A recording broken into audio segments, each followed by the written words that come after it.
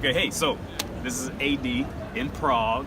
It's a beautiful fucking place. I was hoping to catch a tram come out, but I don't think we're gonna catch it. Oh, there's one down there. Or it might be going that way. But anyway, yeah, we're here. This is gonna be a new series called RedPill Travels by AD. And yeah, so what we're gonna do is we're gonna walk around the center of Prague. I don't know. He get more of a picture. This is Palladium Centrum right here. It's this this beautiful mall in the center of Prague, man. And like I said in older videos, like down here, a big difference is that because one viewer wanted me to respond on the difference between being in Kiev and then being in Prague, and one difference that I found is that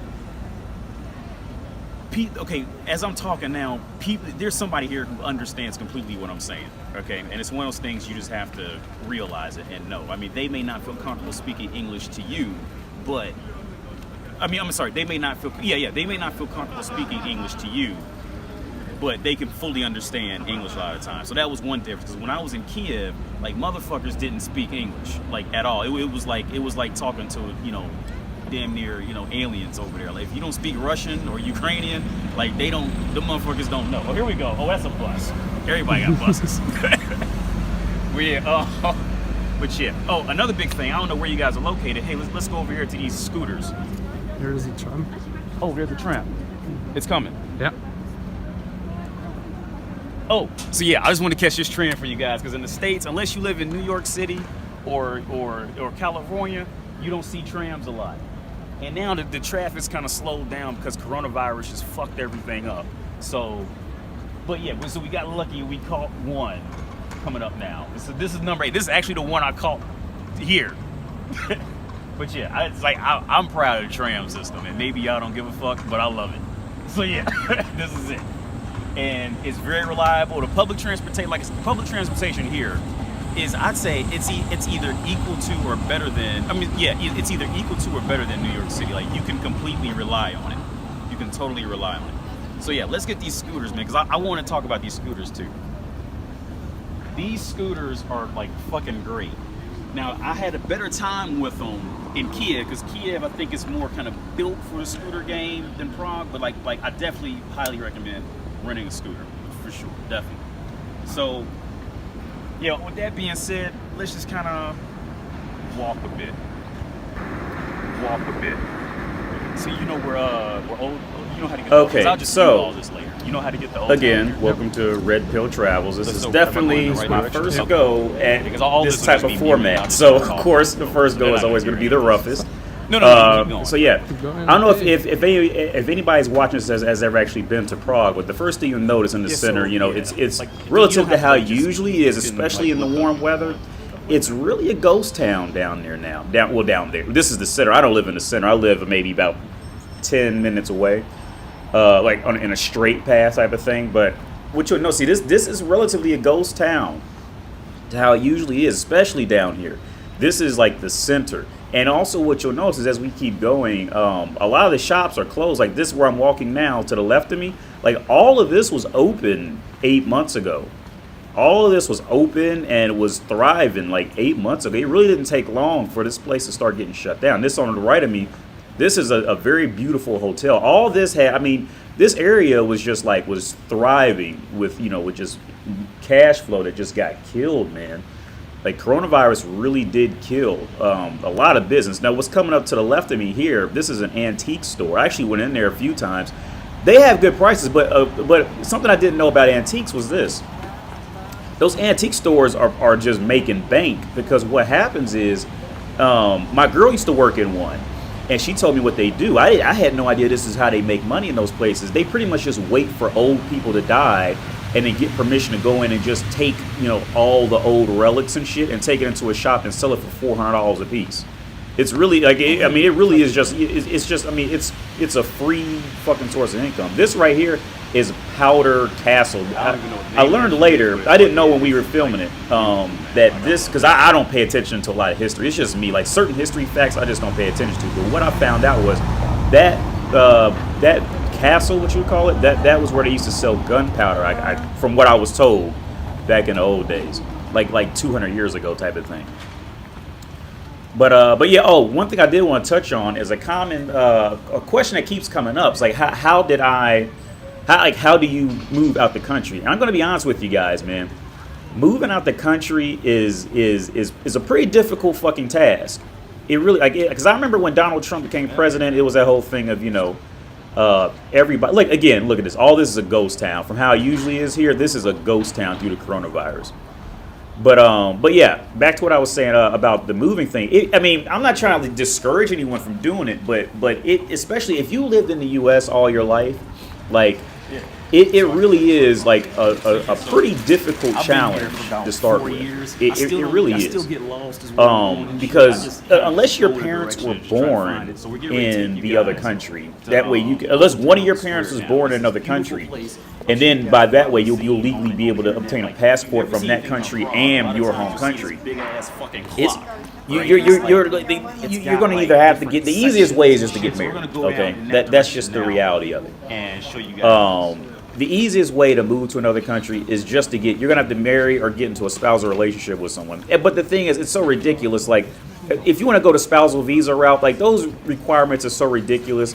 Like, everybody's going to lie at some point about it. So don't be afraid of that shit. Like, everybody's going to have to lie at some point because the spousal requirements are just so ridiculous. I think that's really a part of the test, is to see if someone would just vouch for you. But this shop on the right of me right here, there was a candy shop. I don't know if you've seen the barrels. That's a scam. Well, pretty much when you're in the center, most of this shit is going to be a scam. And I don't mean to like slander, bro. It's the same with every capital city. When you're in the center like this, all these places are just tourist trap scams. And the prices are, 2 times too high. Even then, the prices aren't horrible, but it's just what it is. It's not only Prague. It's every capital city is like this. But yeah, to move to another country, man. Like, the whole process is different. Just finding an apartment is different. Because if you're in the U.S., you know how you find an apartment in the U.S. You just go to the rental office, right? You go to the rental office. You ask if there's a 1-bedroom available, 2-bedroom available. They say yes, no, whatever the fuck. And then, you just, pay a deposit and you wait for it to get ready. Well, in Czech Republic, every flat has its own owner. So you have to contact that one. First off, that one owner may not speak English. Most time they don't. And then a lot of times they don't want to rent to foreigners, because the reality of it is, when they rent to foreigners, is this.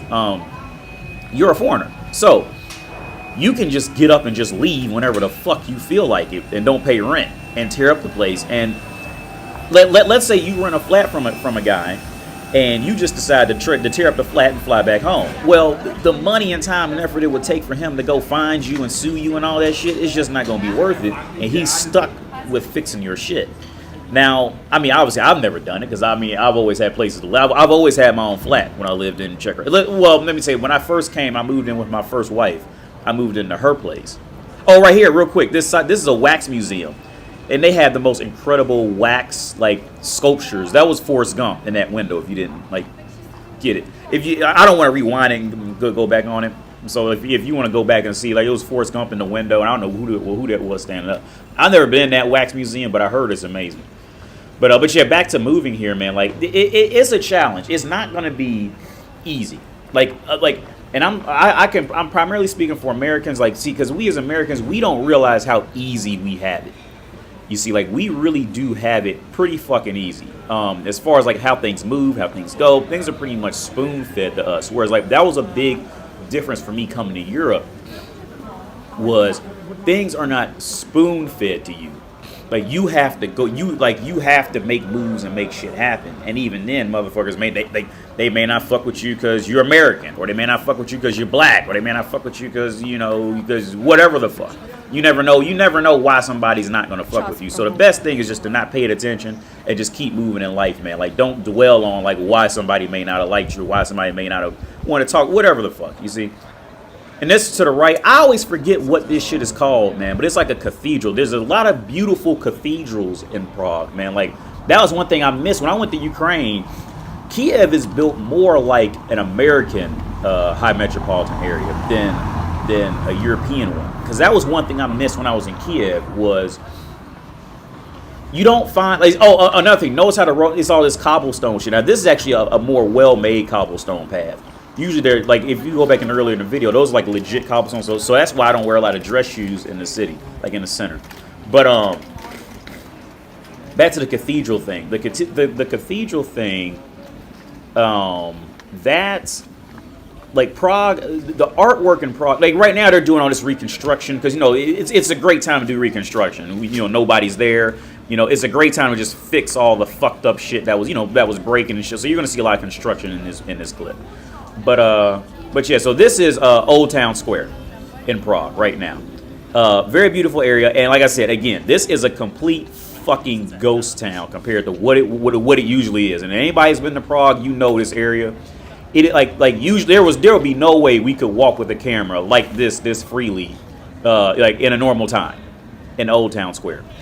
It's a beautiful area, man. Like the artwork is amazing. So right now I'm walking up to this fucking clock. Like I always forget the names of these clocks and shit, man. I'm getting ready to explain it poorly, but you're gonna see it, and you can always just Google clock in Prague, and you'll see it. It should just Google big clock Old Town Square Prague or something like that, and you'll see this exact clock. I think it has a history of being the first big handmade clock in the world or in Europe. I don't know the fucking history, man. I just go to places and look at shit, but I appreciate the art. So yeah, I'm walking up to it now. But see, notice all these cobblestone. Your feet, it would just kill my feet walking. And nobody else is wearing dress shoes either. Everybody's wearing some type of tennis shoe. Because cobblestones, man, they're beautiful. But honestly, I don't like the cobblestone shit. So here we are, here at this clock. We're coming up to the clock now. You see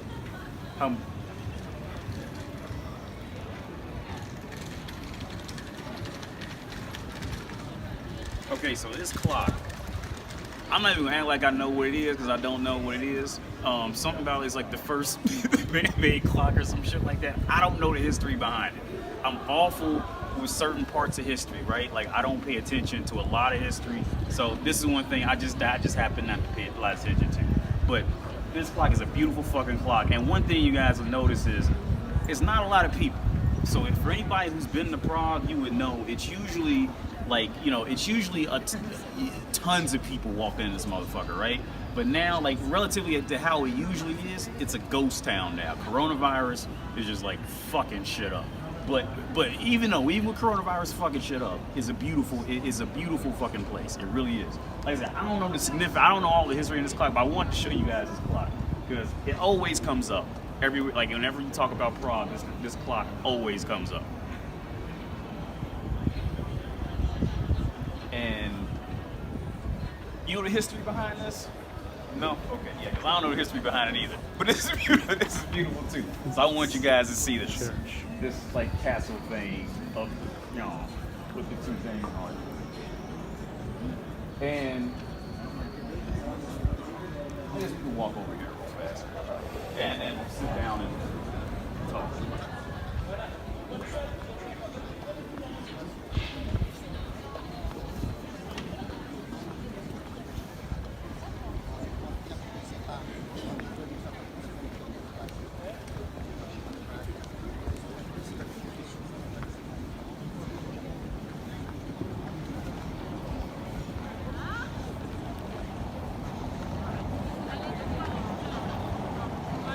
So, this was put up, it was actually put up not long ago.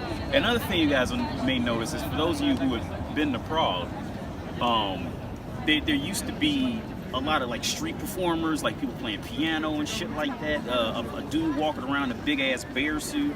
They used to have all that, but they made it illegal now, so all those people had to leave. So it's really, with that in combination with coronavirus, just doing what it does, it's really quieted the area down. It's still nonetheless a beautiful area. It's a beautiful place to see, especially if you've never seen it before.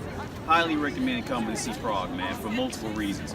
The price of beer is at a great price and it tastes great. If you like styles and fashion shit like that, you're gonna love it. Trust me, man. But so this, like I said, this was erected maybe about 6 months, ago, something like that. It hasn't been here long. Now that statue over there, let's get closer because this is actually a beautiful statue. It has a lot of detail in it, and I love art with detail. Even though I can't remember anybody's names who made it, I appreciate the effort that was put into it.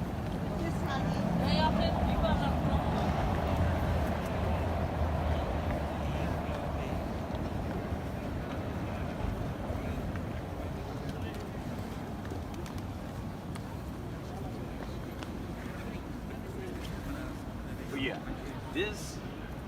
this always catches my attention every time I walk down Prague. It always catches. Every time I walk down, I always have to look at this. I always have to take at least a good minute just to look at all the details, that all the serious. You see, that's one thing that I do really love about Europe is this, man. Like, they really do, man. Their art is really next level. Like, it's completely next level from anything that, like, I'm from the U.S. So, like, in the U.S., we, like, our artwork it doesn't even compete with this shit. Like, their basic artwork is just like killing ours. But yeah, so I guess, yeah, we'll start right here with two questions. Am I really close to the camera now, or am I far away? Okay, so one question somebody wanted me to answer was the issue of social awkwardness. Okay, and this is one of those things where, okay, you remember in Avengers, in the movie Avengers, where when the Hulk came back, it was the first Avengers movie, and this big ass monster was coming at him, and then Captain America said, like, you know, yeah, this looks about time for you to get angry, and he goes, no, like, this is my secret, I'm always angry, and he just turns to the Hulk like that and punches that motherfucker. Social awkwardness is like that once you figure out how to beat it. Like, at the core of it, you have to understand that everybody's awkward. Nobody is leading, right? Like, I mean, nobody really knows what to do. You see, that's a secret that your boss at your work, at your job won't tell you, your parents won't tell you. Like, your parents, they know. If you really ask them, like, they knew, they didn't know. Nobody really, like, people really don't know what they're doing. They just kind of fake it and go along in life, and then, you know, become developed, and then other people talk themselves into thinking that, you know, that leader knows what they're doing. That leader doesn't know what they're doing, okay? I'll tell you that from first-hand experience. But with social awkwardness, so the next step is this. A part of what makes social awkwardness, like, it can really wear you down, is this. I'm gonna say this kind of shitty, but it's the honest truth. Is because you're paying too much attention to yourself. Okay, it's like all that shit from Star Wars and what Yoda used to say and all that shit. Like, that shit was real, man. Like all these things that, like, it can sound hurtful, and it can sound like, you know, kind of backwards, but it's the truth. Like, with a lot of social awkwardness, when you learn to not pay yourself so much attention, that's when you start to see that, you know, oh, like, there's no reason to really care about it. You see, like, because it's like the thing, like, when you care too much about yourself, other people see it, and then it's like then it makes you kind of awkward. Now, sometimes it can work out for the best. Like, you know, you see a beautiful girl, she cares a lot about herself. Well, you know, like I say in many of my videos, a woman just has to be woman to sell. So, like, everything else is just an addition onto that, and it could be slightly better, slightly worse. But in the end, a woman can. But see, men, we have to learn so much more to sell properly. We have to learn how to be comfortable. We have to learn how to be charming. We have to learn how to be witty. We have to learn how to be intelligent, maybe mixed with a slight bit of arrogance and, you know, a little bit of being conceited. We have to learn so many more things, whereas, like, women, for the most part, woman just has to walk around as woman, and somebody's going to come along and, you know, and offer her something just because she is what she is, which is going into another topic. Somebody else wanted me to go on and speak about the topic of how women, I may be loosely quoting this, but how women can't see that they're just naturally beautiful, and they kind of, like, end up destroying themselves from, like, surgeries and makeups and shit like that. Because you got to remember, man, at the core, like, their whole thing is to compete with other women. So, like, all that makeup and shit that they do, I mean, it's for you if you like it as a man, but it's really, like, it's kind of difficult to explain, but they're really competing, like, with themselves, kind of thing. It's kind of the same thing, like, you know, we used to play video games when you were a kid or something like that, and you guys, like, we thought we were cool because we were the best one at it. And, you know, girls didn't give a fuck about that shit, but we knew other guys did. So if we felt like number one, then we were, like, you know, the king of video games, and that meant that, you know, a woman should like us because we were king of video games. But it didn't never work like that. It's kind of the same thing the other way around. But like I said, women get that added benefit because they are a woman, you see. So like that in itself just sells by itself. They don't really need to do it. So like they really can't see the full depth of why it's so why is that makeup and dressing super nice is not really needed for men. But then that goes into another topic of how I talk about on Darcy in a lot of my videos, how see, because a lot of women, they'll fall into it and they won't get out because they'll get this morphed mind that, well, if I buy Dolce & Gabbana, if I buy, all these expensive brand names, that a man who can actually afford this will come along and keep paying for this in my life. Like, so you have, there's different ways it plays out, man. But that's about it. I'm gonna let you guys go. But yeah, so definitely comment on what you liked, what you didn't like about this. This is definitely gonna be a new format I'm gonna try out. So yeah, comment about what you like, what you didn't like, and we just move on from there. But yeah, I'm out.